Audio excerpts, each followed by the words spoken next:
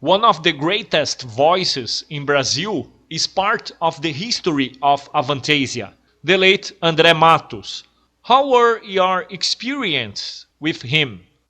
Oh, he was a lovely, lovely, lovely person, a lovely character, a very, very sweet and gentle personality, very extremely talented musician. I was looking up to him. He was not so much older than me, but he had been in the business a few years earlier, because I remember, I think it was 93 when I bought the first Angra album. I discovered it by coincidence because of I saw the artwork and I thought, oh, it looks majestic. Let me check it out. I had read a review which sounded tempting. So I checked the album out and I was in love because, mind, this was a time when this type of music was dead in Europe. Nobody played it. Halloween had just fired their singer. Iron Maiden were about to fire their singer. Judas Priest had a singer who had just quit.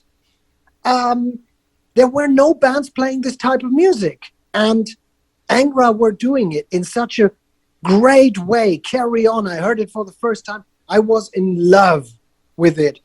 And that was in 93. In 99, they were really big in France, while Edguy was a very underground kind of thing. And we were offered to support Angra in France. That was the tour, actually, on which I wrote the story for the metal opera. That was in April and May 99. And that was when I first met Andre. And towards the end of the tour, I said, Andre, I have an idea. I am doing a metal opera. That was, back in the day, it was not very common to do metal operas or concept albums. Few people had done it. The word metal opera did not even exist back then. It was called even rock opera or space opera, as Ian Lucassen had done. There was Jesus Christ Superstar. There were a few of those things, but it was not what it is today. So I asked him, I said, I'm going to do a metal opera. You want to be part of it? And he said, oh, yeah, sure, Toby. Why not?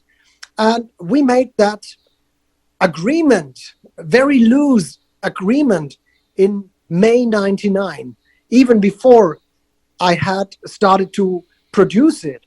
Mm-hmm. And then after we had done it, I got in touch. I reached out to him. We spoke on the phone, and that was, I don't know if I even had an email address back then.